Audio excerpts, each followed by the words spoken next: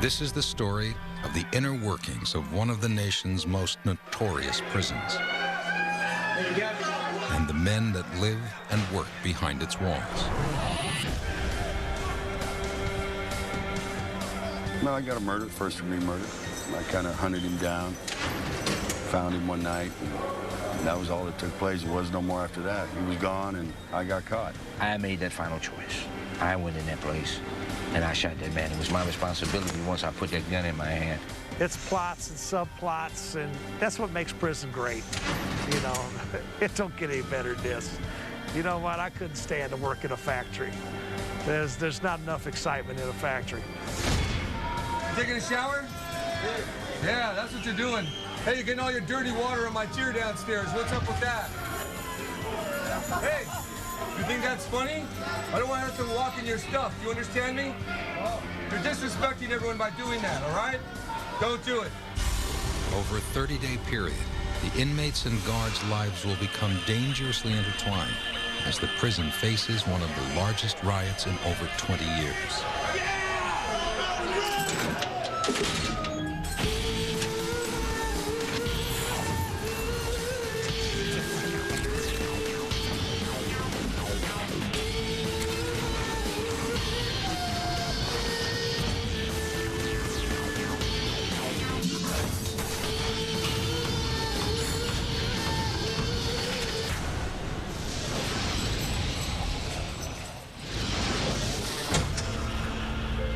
San Quentin, it's California's oldest and most infamous prison. Built in 1852, it's just north of San Francisco in a solidly upper-middle-class neighborhood. Some of California's most exclusive suburban communities lie within 10 miles of the prison. It's home to many of the state's most brutal criminal and sexual offenders. Notoriously violent and, in some areas, dangerously overcrowded, the prison has earned a telling nickname. It's called the Arena, and it's where California's most vicious criminals square off. Correctional Officer John Gladson has experienced some of this violence firsthand. In his 23 years at San Quentin, he's been kicked, beaten, and stabbed. He's also gained the respect of guards and prisoners alike. All right, Sandy. You know I got love for you. Go. Gladson makes his morning rounds and checks in on the prison's West Block housing unit, where new inmates are about to arrive. All of the inmates coming into West Block are fresh off the bus from the county jails. Most of them have been in the prison system before and are back on parole violations. These guys just got here from county jail. Most of them were violators. Very few first-termers in that group. One thing I always like to look at when the guys come up from county jail is who's sad in that group. Not one person. You don't see anybody. They're where they want to be. Gladson passes an area that's a potent reminder of the realities of prison life. The completely exposed outdoor bathrooms. Here, security always trumps privacy. You know, one of the things that brings prison into reality is the prison bathroom, because there's no privacy. I mean, you sit up here, you go to the bathroom, everybody's watching. The guy up here can watch you, guys on the yard can watch you. And it's just, man, I don't know how these guys do it. I really don't. Look at the pigeon nest right here. See the pigeon nest? Look at the pigeons right there. They gonna shit on you as soon as you shit in the toilet. Yeah. It's a double shit. Oh, it's all. It's a double crap. Double crap. Double crap. As soon as you get crapped on, as soon as you crap, you gonna get crapped on. Yeah. We're gonna go into West Block, which is where these guys are gonna spend their first night in prison. Donnie, just the guy we was looking for.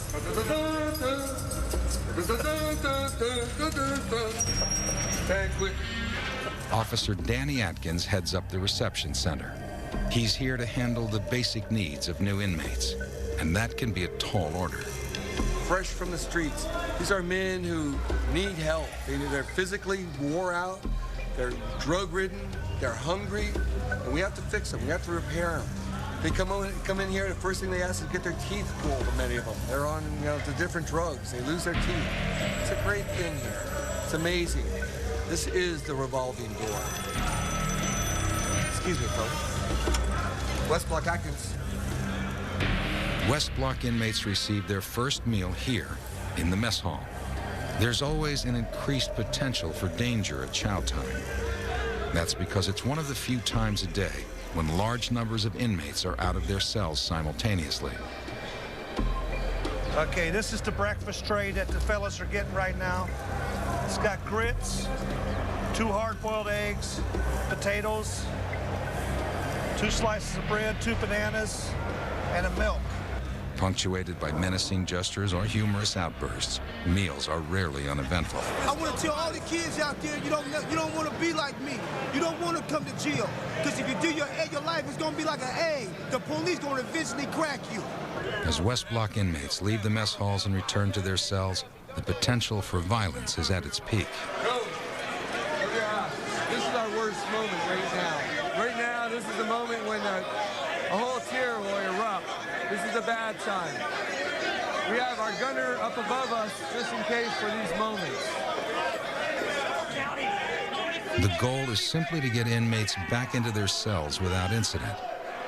But it's complicated by the fact that, unlike in newer prisons, San Quentin's guards must actually lock each of the over 400 cells by hand.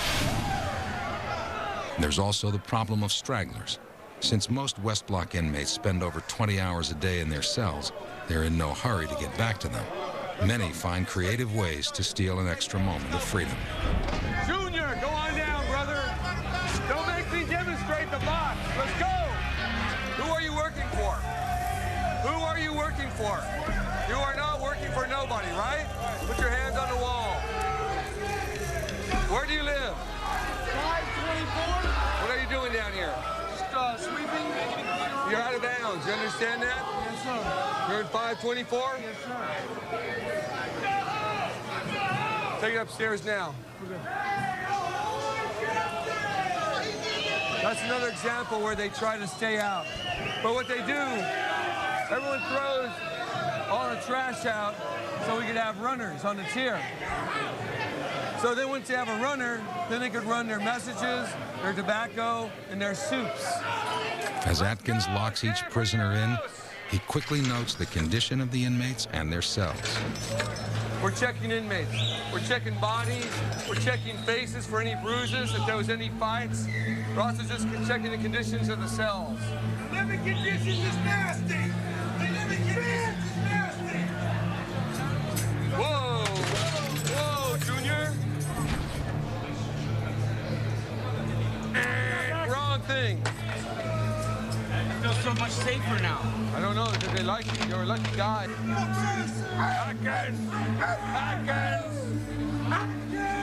Most of them would be a frequent flyer here, a return. We tend to know them over the years quite well. We become close to them. We know their names. We know their numbers. We start to know their families. We pass out their mail. None of these men are not here. They're not bad men. They have bad habits. They're not here because they're antisocial. Sometimes they're just too social. But then again, we can never trust them. West Block, where new inmates are housed, is San Quentin's revolving door. But North Block holds prisoners who are serving long sentences, often for life. Many of these inmates have adjusted to life behind bars. Others have not. And some seek the ultimate escape. Officer Gladson recalls a suicide that took place when he was a rookie in North Block. It's something he'll never forget. Came down about this far,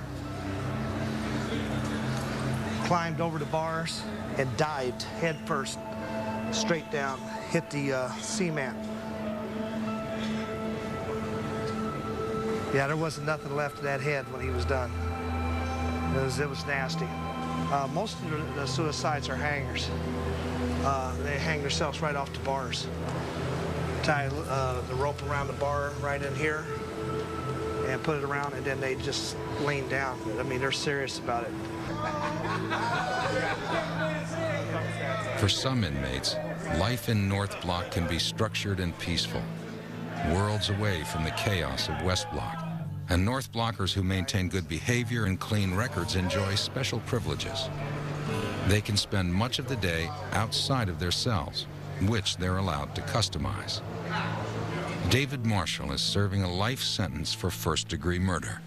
He gives a tour of his 4.5 by 12-foot cell. He shares it with another inmate, his cellie. This is cell 4100 in San Quentin, and this is where I live temporarily for now. I don't have a great view this evening. All right, this is our lovely sink where we shave and do our thing, and we wash up in the morning. And this is our little cabinet that we had done for us. I'm sitting on the toilet. This is our toilet right here that we have. So this is basically our kitchen and our toilet area where we go. Our spice racks over here for our food, because I do a lot of cooking. Being a wop that I am, I gotta cook to eat. I hope my porch is clean. We have a tier tender that comes by and sweeps. David is serving the 23rd year of his sentence. He recalls the events that led to his incarceration. Well, I got a murder, first-degree murder. I got into a little drug trade and started selling dope on the side. And a little robbery took off against me, so I took it personal. I kind of hunted him down, found him one night, and that was all that took place. There was no more after that. He was gone, and I got caught. You know, he got what he got out of me, and I guess I got my redemption, but my redemption got me a life goddamn sentence. David's actively involved in rehabilitation programs.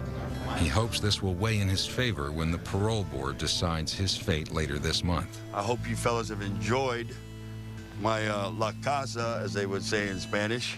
And maybe you'll come back again, and next time, oh, would you like a soda or something with some ice? You guys kind of thirsty? Sure. Okay, let's cut it up then. Let's get some out. Let's get some going here. Let's get that ice out. Some long-term inmates pack their tiny cells with creature comforts. But inmate Kevin Hagan keeps his as simple as possible. Constant reminder of the harsh reality of his situation. I don't want to call this home because this isn't my home. It's not my home. I'm in transit here, is what I say. And it's a place where I dwell. It's my dwelling for now, and I try to make it somewhat comfortable, but not too comfortable, because I never forget where I'm at. As a lifer, Kevin's been incarcerated for over 20 years. He recalls the horrible moment that sealed his fate. Start hanging out with these guys and a little drug use here and there. I ended up going on a robbery. So I went to rob this guy, and the robbery turned bad. And you can say you have no intentions of doing anything, but when you're going with a gun, anything can happen, and I shot him. You're going to carry the burden always that you took another man's life. And I think it's real important that you don't forget that. I strive and I live from that action as well, so that I don't ever become that person again. There are over 600 men living on death row in San Quentin. All of the inmates here have been convicted of committing heinous crimes. And here they'll pay the ultimate price. Lieutenant Samuel Robinson heads up the Adjustment Center. This is where new inmates live until they adapt to life on death row. It's the most violent place in all of San Quentin. I'm locked away for 8 hours with some of the most violent people in the world.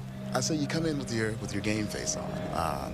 It's always a challenge. You never know what to expect, but you always program your mind to face the worst. They've shot darts at us. I mean, they've manufactured darts out of staples, out of books. But they've thrown urine and feces on us or at us. The prisoners' behavior is as varied as their crimes. Robinson shares his impressions of one particularly high-profile inmate.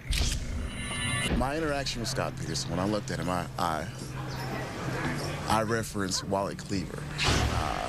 He didn't come across as, some monster or anything like that. He came across as this innocent, suburban type of guy. Peterson seems to get on well with the staff at San Quentin, but his fellow inmates, that's a different story. I think he tried to be cordial and charismatic with a lot of the other inmate population here. However, most of them in this building, they shunned him. He didn't engage in too many conversations in here. It was mostly because the other inmates wouldn't converse with him. Most prisoners keep Peterson at arm's length, but Sergeant Frade knows that some inmates would like nothing better than to get in close enough to make a name for themselves off his celebrity status. What do you think the inmates would do if he was let loose on that yard over there? I believe they would hurt him seriously. They would seriously hurt him. Although the CDC wouldn't permit the film crew to interview any actual death row inmates, inmates on the prison yard are quick to respond to questions about Scott Peterson. Oh, if we had a shot at him? Oh, yeah, that's a trophy. Oh, yeah, that's a trophy right there. That's one for the mantle. What would we do to him? He wouldn't be pretty. I'd run something up in him. I'd break something off in him. A pencil. Number 2, preferably. Sharpen down tonight, just night.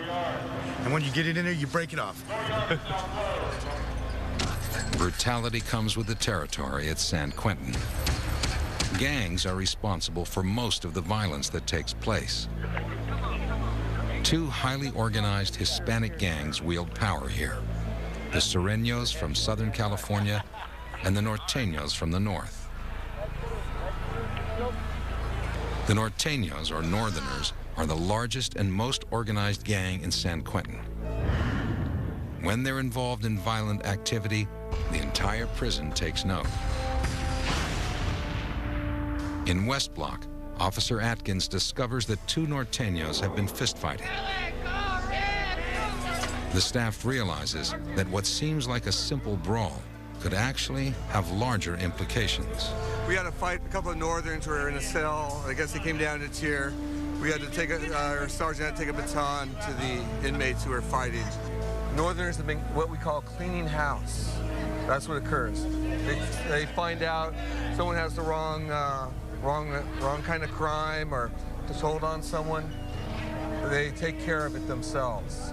By cleaning house, the Norteños and other prison gangs expel undesirables within their ranks. They also execute perpetrators of taboo crimes, like child molestation.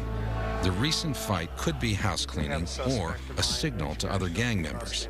Officer Gladson monitors the lower yard, the epicenter of gang activity. Okay, straight off the bat now. You look over, and you got your little soldiers out there. You see them with the guarding the corners? Yes, making sure that nobody can creep up on the gangsters. Even in the reception center, the gangs will run things, you know. That's what's going on right here in this corner. And I'm sure if we went around, the white boys and the black guys would all be doing the same thing. Everybody's got their little gangsters out, but nobody does it as obvious as the Northern Hispanics right here. Prison is a complex world unto itself, a world that gangs rule.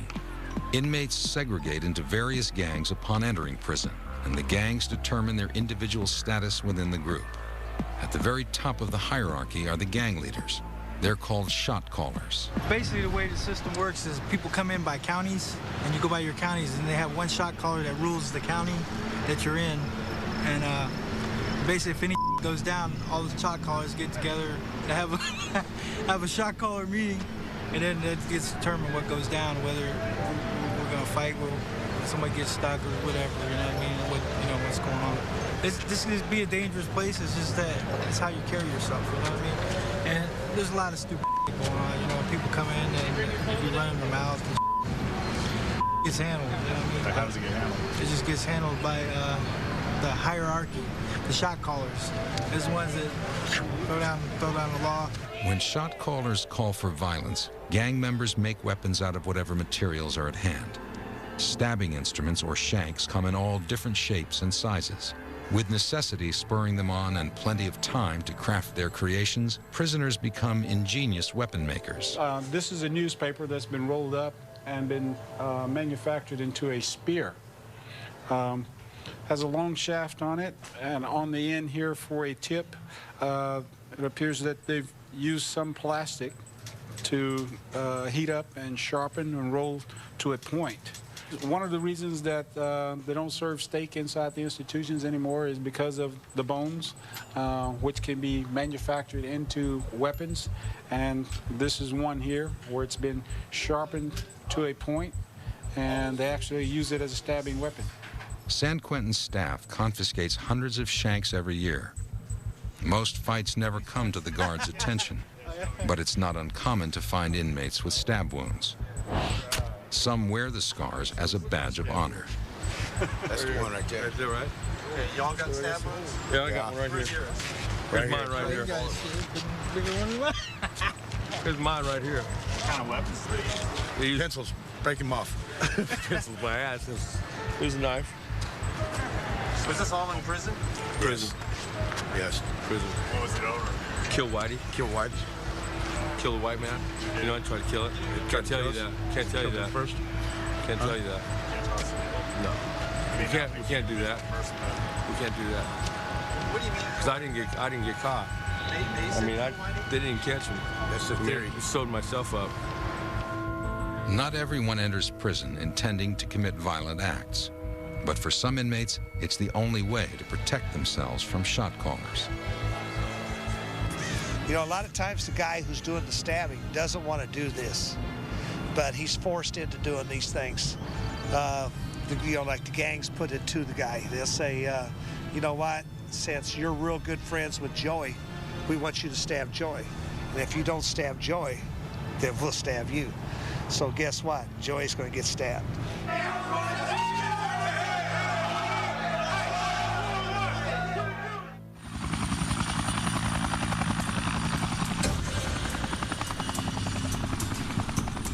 I can help you get rock-hard abs like this in less than 4 months.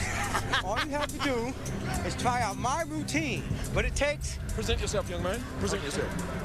But it takes one thing. Hands down, hands down. It takes consistency and dedication. San Quentin's yard is where inmates work out. It's also where they stash their weapons. Officer Gladson surveys the area after a recent fight in West Block. A battle between two Norteño gang members and now rumors of inmates mingling with rival gangs raises a red flag, and a thorough search of the yard is in order. That's the only way you can search.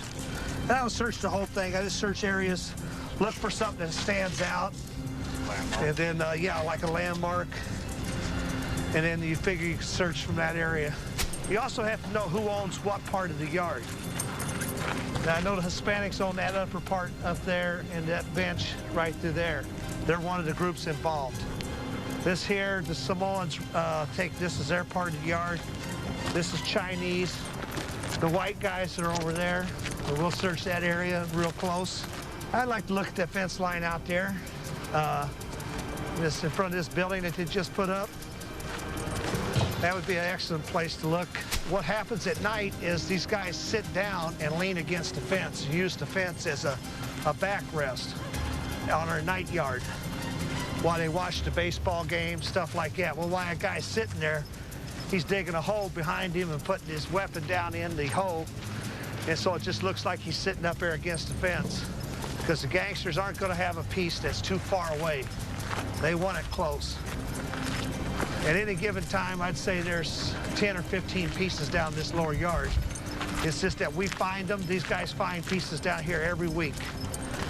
It's just being able to come back and get it the next, you know, where they're going to hide it tomorrow. So it's a game, and we play it. You know, that's their job, and we do our job. Correctional Officer Eric Davis finds 2 items of immediate concern: a shank and what's known as a kite, a small note inmates use to communicate with each other. You see how small they print it. Well, it's like, I'll take it into the squad to have them look at it and find out whether it's something or it's nothing, but it's just some little key words that kind of catch your attention, like it says on here, yard, or on another piece it says respect, and you know, another part says, you know, be careful. And then this was just found hanging off of the fence. It looked like somebody had worked it. You don't know if they took it to be weapon stock. That's what they took it for. See how easy that can be made into a nice piece. This even being better, since it's rounded, they don't have to worry about it stabbing them in the wrist. Investigators will examine the shank and the kite for any clues as to which gangs are involved. With this latest development, the guards are now on high alert. By him getting that and getting that piece, he has stopped somebody from having a bad day, all right? Because that piece would eventually ended up inside of somebody. And, you know, that's just a piece of prison steel going into a person's body. And so, you know, Davis don't realize it, that he just saved somebody a little grief. Okay, maybe saved 2 people a little grief. It doesn't feel good having a piece of round metal stock going into your body. The potential violence is quelled for the moment, but the threatening words on the kite still trouble Gladson. So he heads over to the prison canteen to monitor food sales. They can tell him a lot about the current state of the prison. In San Quentin, actions speak volumes. If prisoners are hoarding food, guards have reason to expect a major incident. Inmates stock up so that if the prison gets locked down, they'll have extra food in their cells. That's just a 7-Eleven, never gets robbed, okay? You can buy all your little stuff here. Their cosmetics, their food, things like that. This is a place that we watch real close. Lets us know, this is another indicator place. If we see the guys stocking up on all food, and that's all they're buying, then we know that we maybe have an incident coming. As inmates stock up, the guards know a storm of violence may be on its way. But how and when will it strike? David is also involved in rehabilitation programs, and his clean record means he's eligible to play for the prison baseball team. Only inmates that have maintained a history of good behavior are able to get out and compete on the ball field. During the 5-month season, the San Quentin Giants play 35 games. They compete with 12 different teams from the free world. Let's get busy. What we gonna do now? I signed autographs for eBay. They're only $500 this month. I just come down here today to watch the baseball game. You know, it gets boring up there in the cell block. What channel is this one that's coming out? Yeah, that was a big deal. That's exactly. It really helps them a lot. You know, it's kind of like a therapy for them. It keeps them from getting into violence and getting too, you know, idle.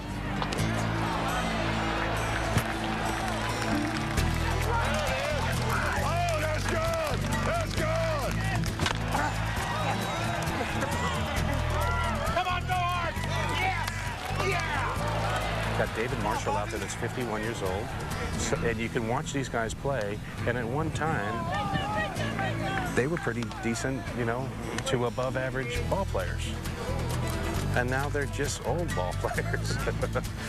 Lucky that fence got barbed wire on it. I would have reached over there and got that bag.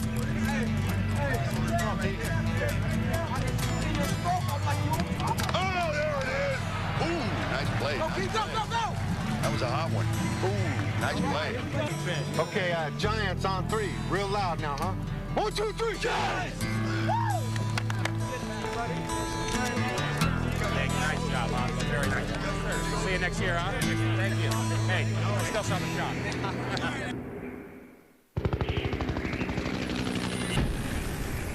While Kevin, David, and other inmates work and keep busy with programs, gang members stay busy in other ways. You're late, you know that? Yeah. Back on West Block, gangs often communicate and plan attacks using fish lines, torn-up bed sheets that inmates use to toss messages to each other. Okay, that's a fish line, terribly illegal. I'll go up there and charge them $2.71 for destruction of state property. This is how they communicate between the different tiers and their friends. And what they'll do is they'll send that fish line, that little scroll, down to the shot caller.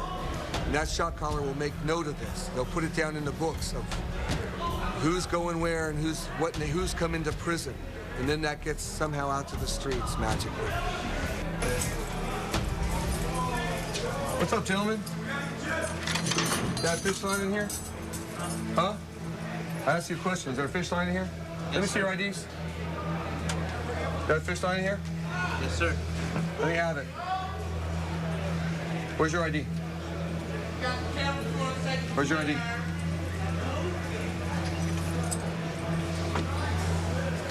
You know fishing is illegal, right? Gonna have to charge you for this $2.71, right? It may seem puny to you, but every night I gotta put them in the bed without sheets. And you guys wanna rip them up? It's against the rules.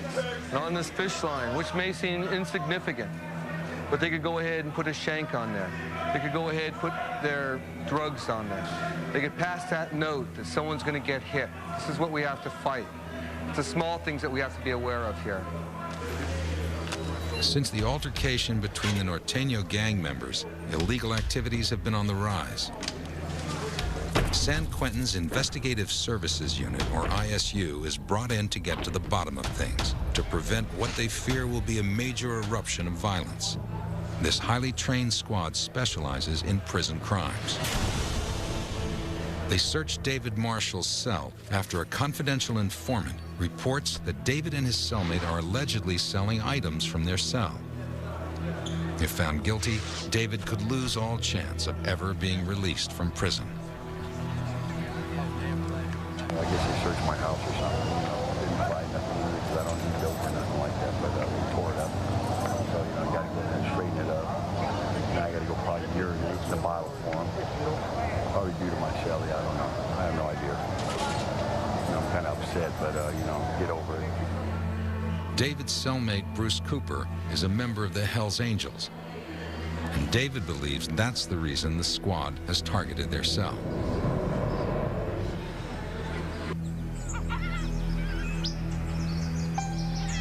Early the next morning, guards search every cell in South Block. Their goal?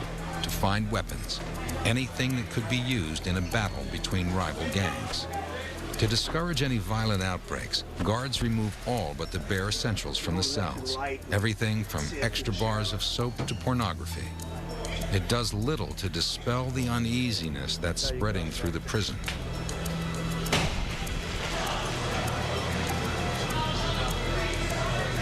The fellas hate this search where we're taking everything out. So this is another reason why we do it. It's because they don't want this. So this is the thing that now maybe they'll think second, 2 or 3 times before they want to go ahead and get stupid. Newspaper. Huh? What do you think of that? That's just a newspaper. And it's rolled up so tight that it could make a club out of that. Now, you remember I looked up here and he had the Bible? Now, why does he have 2? There's people around here that don't even have 1. So, yeah, it just makes me suspicious of this guy, why he would have 2 Bibles. He hasn't found that much religion since he's been in prison. Yeah. Throughout the prison, tempers flare and tensions are on the rise. I think that we got a problem. I think that something will eventually happen. Don't know what shift it'll happen on. Probably happen at night on 3rd watch when it's 2 to 10. Varian White gives voice to the frustration of the inmates. I've heard of somebody jumping off a tier. I've heard of exactly, there's supposed to have been, within the last month, 3 or 4 suicides. Their only concern, if you tell them, is I'm about to kill myself or I'm about to kill somebody else. Guards work quickly to find weapons before someone gets hurt. The ISU hits pay dirt when they uncover a suspicious object underneath a bathroom sink. They got something out there. What you got, George? Oh, yeah. And then there's something else back inside there. It's a weapon. The squad finds a toothbrush and a nail that an inmate has made into a shank. Paraphernalia. Well, that's a good find. Better to find it under the sink than in somebody. Meanwhile, over at South Block, a prisoner slashes a fellow inmate across the face with another shank. This time, the guards are too late.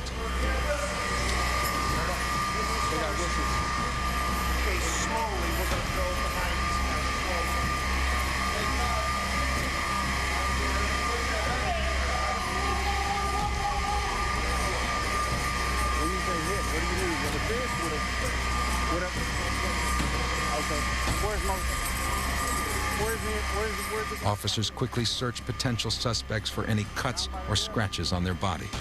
Off camera, an officer speaks to the victim, trying to get information on the assailant. I mean, you're not guilty of anything, okay? You're a victim. You're a victim. So there's nothing that we can do to you. We just want to get the guys that did this, so nobody else will get hurt. But if you're not going to help us, then we're basically done. The victim isn't willing to give up the assailant. Gladson fears the worst. Gangs have squared off. Word has come down from shot callers, and it's only a matter of time before the prison erupts into chaos.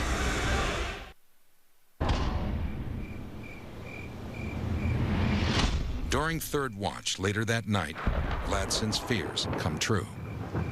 A group of Hispanic inmates attack and severely beat a white inmate in North Block. It's approximately 9:10 in the morning, and the prison is on lockdown. Late last evening, inmate was found in North Block that had been severely beat around the face and head area. Unsure if a weapon was used, but we're thinking maybe, I always like to say maybe a lock and a sock, you know, something heavy, a blunt instrument was probably used on his face. It's either that or they kicked him severely after he was on the ground. By 10:30, the investigators will know what happened. As new details come to light, Gladson gets the latest version of the previous night's incident. Multiple weapons have been found inside, that this is a racial incident involving, I guess, last night Hispanics jumped on the white inmate, and this morning the whites retaliated on some of the Hispanics. Before long, word of the fighting has spread to all the guards and the inmates. Then suddenly, a Code 3 alarm sounds, alerting every available officer to respond. This type of alarm only sounds during a major incident. Officers respond as large numbers of inmates fight each other with shanks and fists. The prison goes on full lockdown, and Gladson informs the film crew that it is no longer safe for them to be in the prison. Well, we got to get going. We got a Code 3 alarm, and you know what? We got to stop. So I can't really guarantee you safety. So let's go ahead and get out of here. Where are we going? Gladson rushes the documentary crew out of the prison. For security reasons, they're not permitted to return until days later. Yeah. As soon as this is all over with.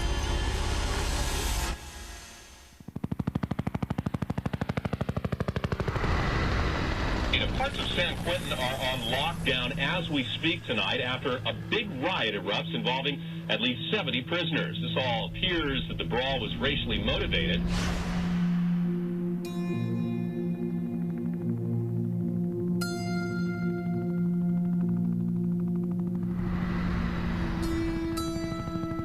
Four days later, after the riot subsides, the prison allows the film crew back inside.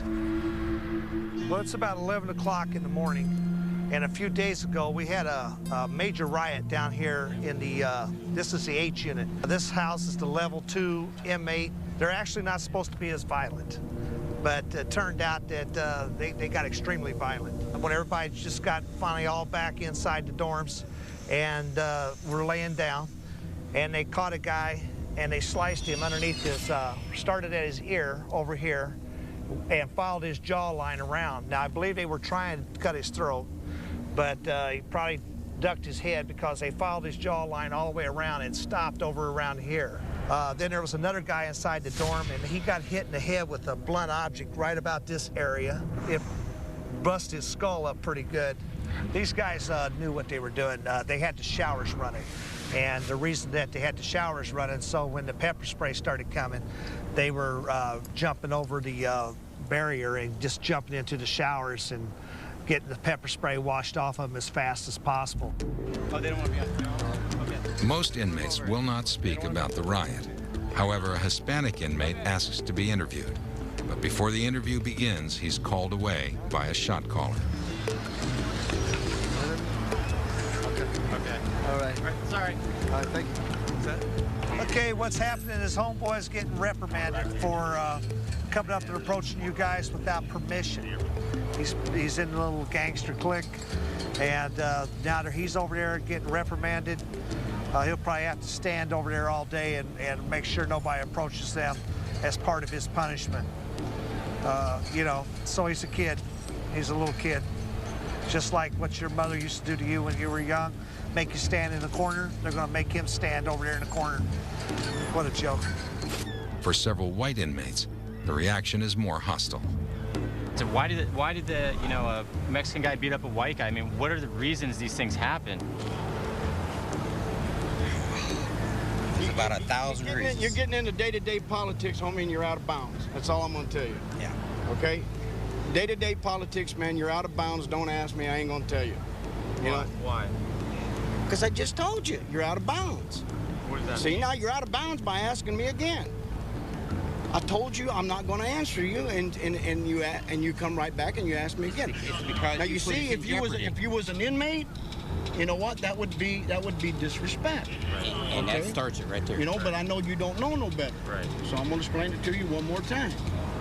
Some of the that goes on in here, man, is day-to-day politics. A black inmate explains why loyalty plays such an important role in prison politics. We all have friends from the other races, but you never forget where your loyalty lies. You know, you might be in a riot with somebody that you broke bread with out on the streets. You know, it happens. You might have to take somebody down that out on the streets, you know, you and him share drugs or something. David Marshall has learned to accept fighting and rioting as just another harsh reality of life behind bars. It's prison. Everybody down. This is prison. It happens.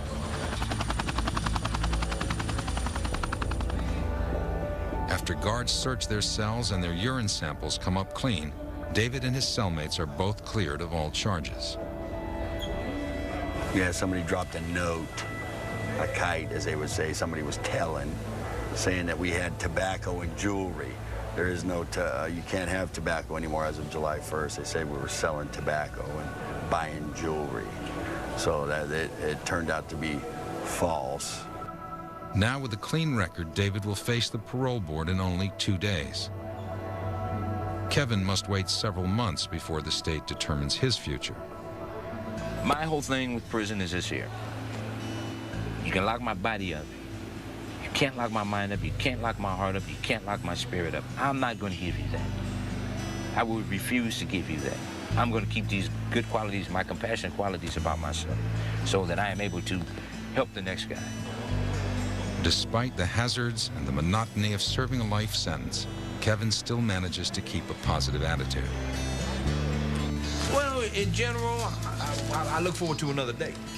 You know, not so much that I'm in prison, but it's another day that I'm alive, I'm living, and I got a smile on my face. I'm not miserable, you know, which you can be miserable, but I don't let my situation dictate my character or how I feel and how I treat other people. I know my time is coming. It's a matter of time. That's all.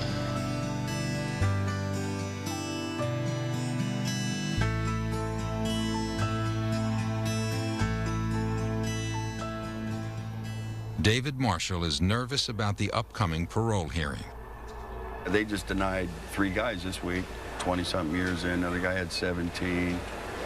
Got a couple more guys coming up with 20-plus years in, going to the governors. That's the part we don't understand. The parole board has denied David in the past. Their reason? His crime, stabbing another man to death, was simply too heinous. Would you consider your crime heinous?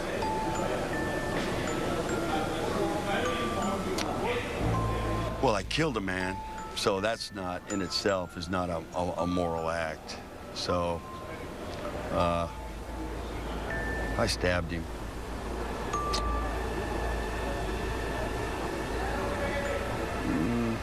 I killed him. So I'd have to say, you know, just probably, you know, just killing him. That'd be heinous, just to kill him.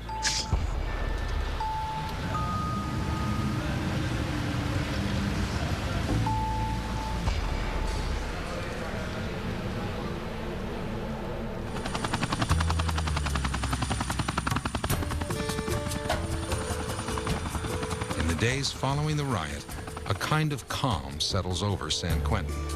It's a mellow yard. It's real mellow. You see the guy playing with the bird, trying to catch it. What I always like to do is when I walk on the yard is to look and see if the people are in the spots that they're supposed to be. I know who hangs out at what areas. If If they're not where they're supposed to be and they're over by somebody else, well, there may be a little problem or something. So, but this is all good. Everybody's right where they're supposed to be. Familiar patterns emerge. A kind of normalcy returns to the prison. Despite their tense relationship, a bond often forms between the guards and the inmates. You need one. Go get crossed. Move. Come on, G. No, we're not. Come on. Brown Valley Reds, baby! Welcome back to West Block. This is a world that most people just don't understand. And the way we deal with inmates is a way it's different than maybe on the streets. This is an entire population of people that just, for some reason, just didn't quite do maybe what their parents said or what they weren't supposed to do in school. You know, they did the wrong thing. Yo, what you waiting for? Wait for our homie. You may go now. I won't get mad. Stop it, young man. Stop it, young man. Comb your hair, eh? I get paid a lot of money to take a lot of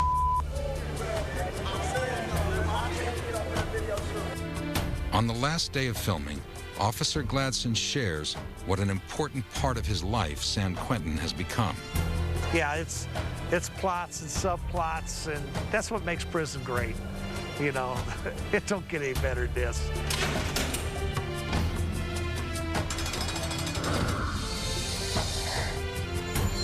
That bell rings for count every day at 4 o'clock in the afternoon. Every day. I've never seen it the bell not ring at count time. That's tradition. That's what San Quentin has that the other places don't. This place has tradition. And I don't think I'll ever